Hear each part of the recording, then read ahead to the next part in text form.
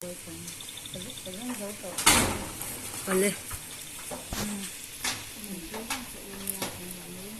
Cái làm gì rồi tụ mèo khúc mấy à? Cái làm gì rồi mèo đâu? Chị đã nào không mua?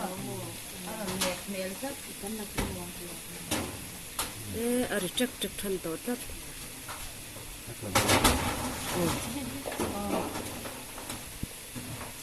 Chính khi ốp tủ tôm gì vậy? Ôi à. Chết bớt xì.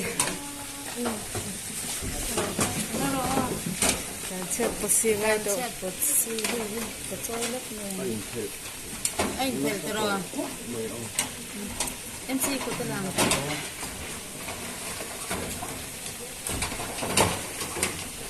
Itu doon.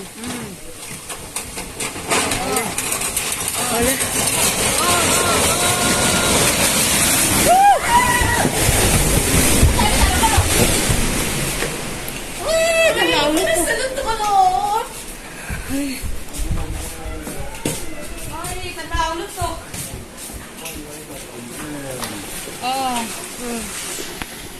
Kita ruah-ruah tayo.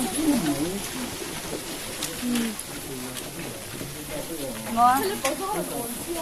Aron on à. Nó maron on thế rồi. Aron on thế rồi.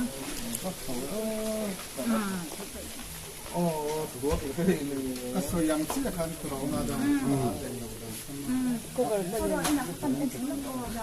Atlan chiết pu dam le phone le. Cái cái lão lít tục aron on thế rồi luôn. Pu atlan chiết pu đi lo. Mà sẽ cái này là mấy con phải. Ra cái cô sinh lại thân đấy là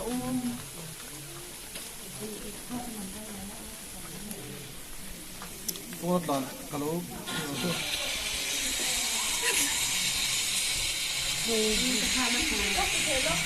Không ổn. Đấy, cái này nó xuất hiện cái gì. ini macam